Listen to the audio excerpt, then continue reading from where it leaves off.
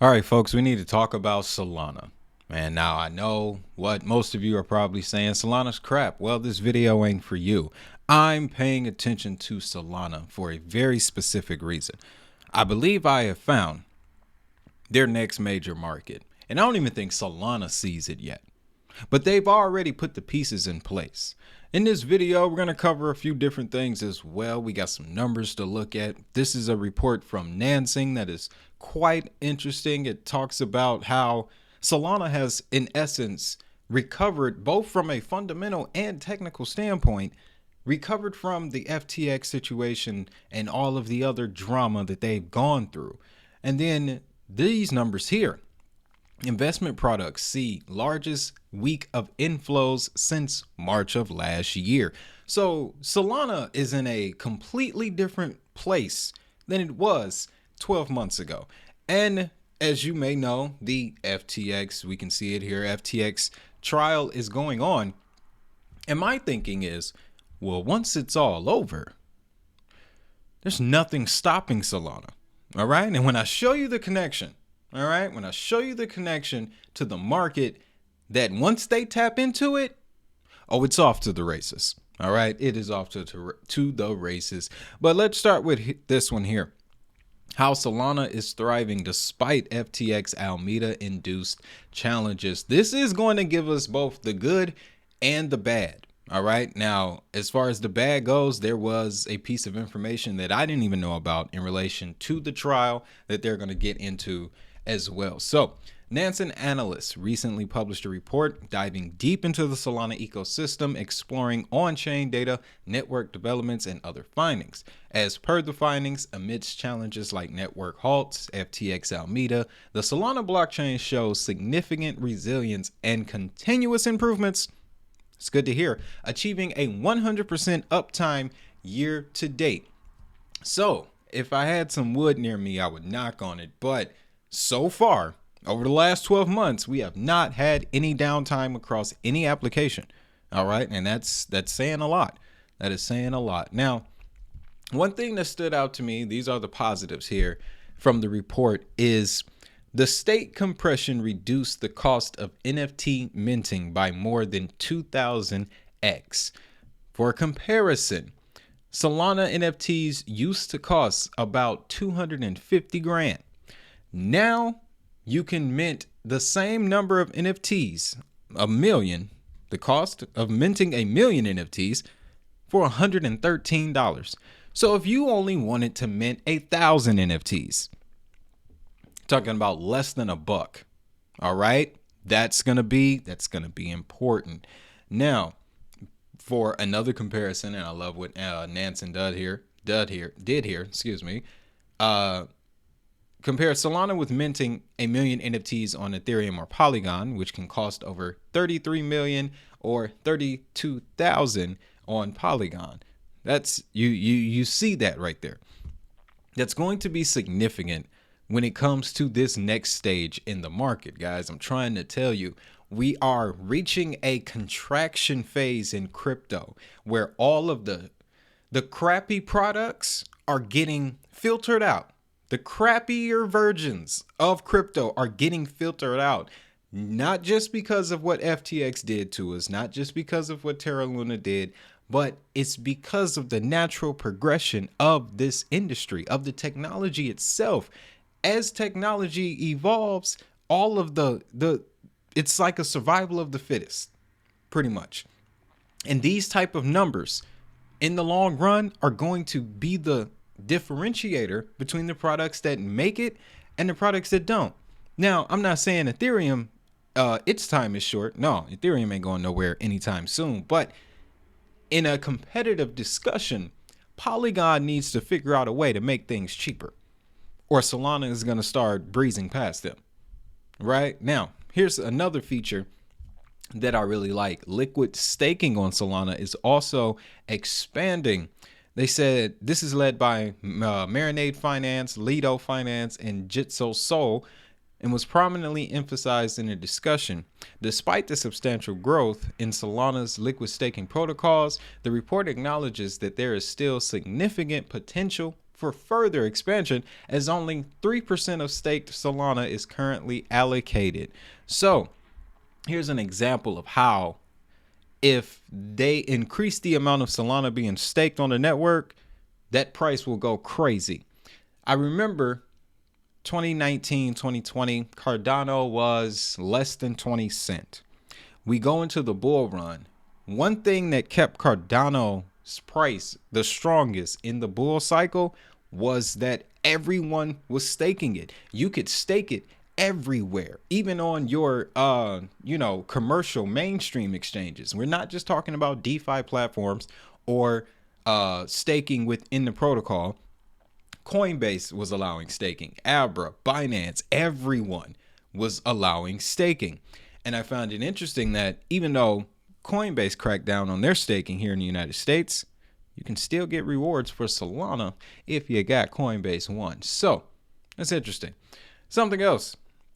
The analyst mentioned growing interest in enterprise adoption for Solana following Visa's integration of USDC settlement on the blockchain. The Visa USDC integration mainly aimed to bring faster finality and high throughput at virtually negligible costs to users. So it's pretty much free. That's what he's saying. It's pretty much free. And then we have the gaining attention of consumer facing apps. So that mobile phone, the gaming, things like that, payment, POS terminals.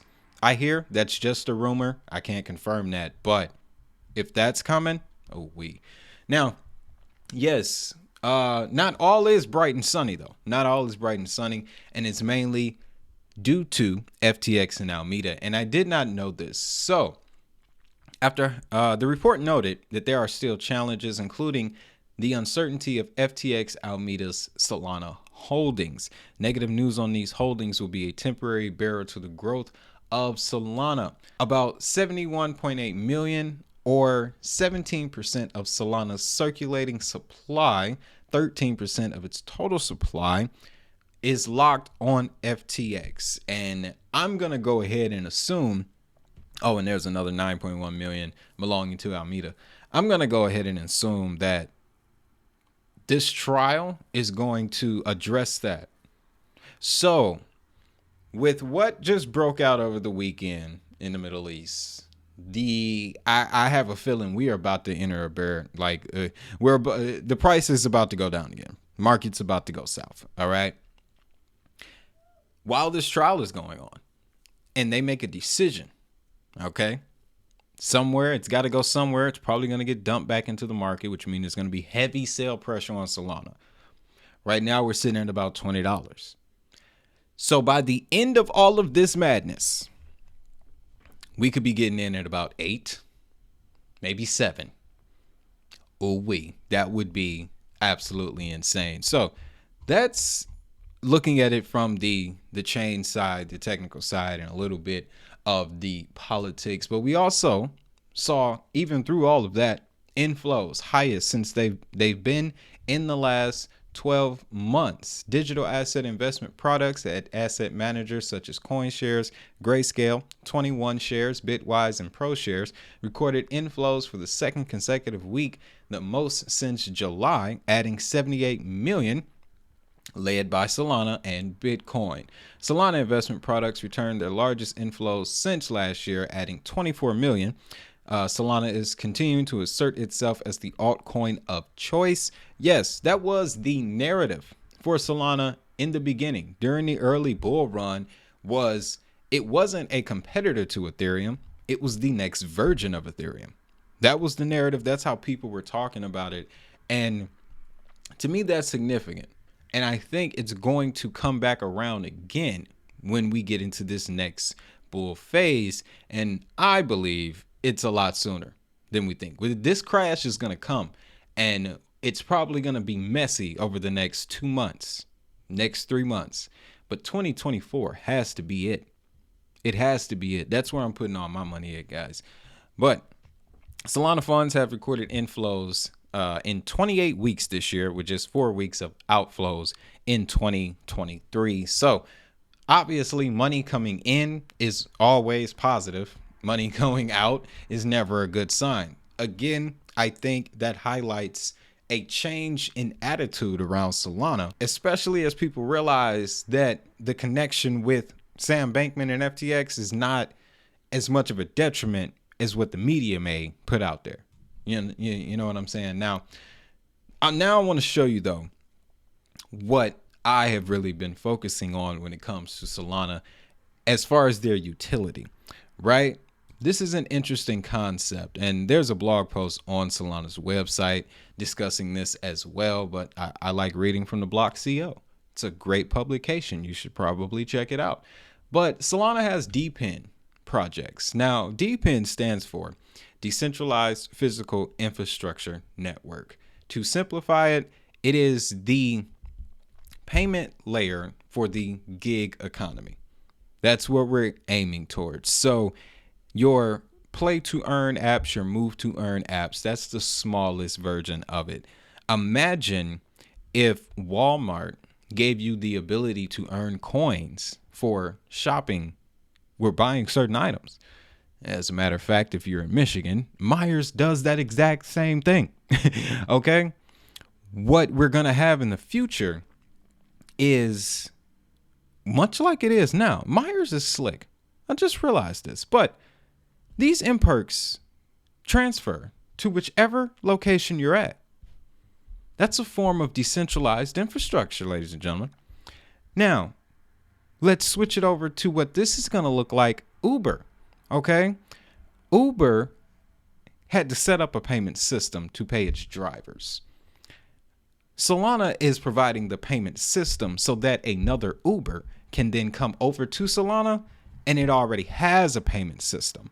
And then here's an additional benefit, the funding aspect. And there are laws right now, Japan is one of them, that allow you to invest into a company using crypto instead of a traditional stock method. Those laws are changing. So this DPIN infrastructure, and right now, what they're talking about are Hive Mapper, Render, and Helium. Hive Mapper, still learning about. Render, we've talked a lot about on this channel. Decentralized GPU rendering. So taking your computing power, contributing to another project somewhere on the other side of the world and receiving compensation for it. Helium is that 5G network that T-Mobile is about to expand and spread all over America. With Helium, people can get one of these nodes, and the node is processing Wi-Fi information, and depending on how much information you can gather, how far you can spread your node network, you'll receive compensation from that. So this DPIN that Solana is looking to build out is the future of monetization. It is a different form of monetization, and I love how they use the term gig economy, because the gig economy didn't really get big until 2020. Gig workers been here all this time. Nobody was talking about them before 2020. Interesting parallels, guys. Now, the crux of the gig economy, okay? Take a sip here. Is your mobile phone. And I've been ranting and raving about Solana's mobile stack for so long. I did it at the beginning of the year with Cello. I was trying to get you guys to understand that. It almost makes sense. It's almost like hidden in plain sight the advantage that Solana is going to have with this mobile device. And I understand. I've seen the reviews. I watched MKH. I watched this review about it. Sorry, I forgot the name. But this is the first version of it. I'm not even concerned with the first version. I'm waiting for the second and the third and where that one is going to be. All right. That's how you invest for the long term. And with that, you already know they have the Solana saga. They just had a price drop not too long ago. They dropped $400 off the price. It was $1,000. Now you can get it for about $600. I think there will be another price drop. They have to. They just have to slide. They need to get competitive. And the $600 price point, affordable for some, not for the majority. What they need to do is get this into the hands of the majority, and maybe a $400 price point could get the job done. $450 even. But if they manage to do that, and here is where I think Solana is missing out on an opportunity. And again, it's going to take us right back to Africa, guys. And you guys know I've been going crazy about it because of this very reason. Africa benefits from strong macro tailwinds. Today, the continent is 1.2 billion people, 70% of whom are under 35. According to the UN, more than 40% are under 15. By 2050, 25% of the world's population will be African. By 2050. All right? That ain't that far away for real. But it gets even deeper. According to research by Ingressive Capital, Africa has over 90% mobile penetration and 88% internet penetration. For context, Sub-Saharan Africa has more mobile users than the United States and the UK combined. More mobile users. So here's what I'm trying to show you. If Solana gets the saga in the African market, you can't stop this price movement. The traders are going to be looking at the price chart for Solana in absolute bewilderment, if that's the right word. I'm not, but you get what I'm saying. The amount of adoption is going to be insane. And honestly, in the research, I haven't seen any relationships with Solana in Africa. Not sure why that is. I hope it's for, righteous reasons. But again, if Solana makes the decision to tap into the African mobile market, you're not going to be able to stop this project. You're not. And that's why I can confidently tell you right now that Solana is in the Elite 8 for 2024. It is one of the coins that I will be holding going into this next bull run. And those who have watched for a while know I only make this list once a year, and it's based off of the research that I have done from the year before. This would be the fourth list. Yes, the fourth list. So now each asset that I select is based on 4 years of research. Okay, this is not just a prediction video.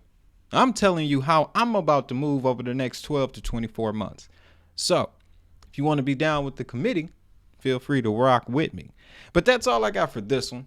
If you found value, of course, you know what I need you to do. Hit the like, subscribe, ring the notification bell so that way you don't miss the next one. And as always, I'm Wade Teamer. Have a great day. Have a prosperous day. And remember, if the money is digital, so is the hustle. I'll see you in the next one.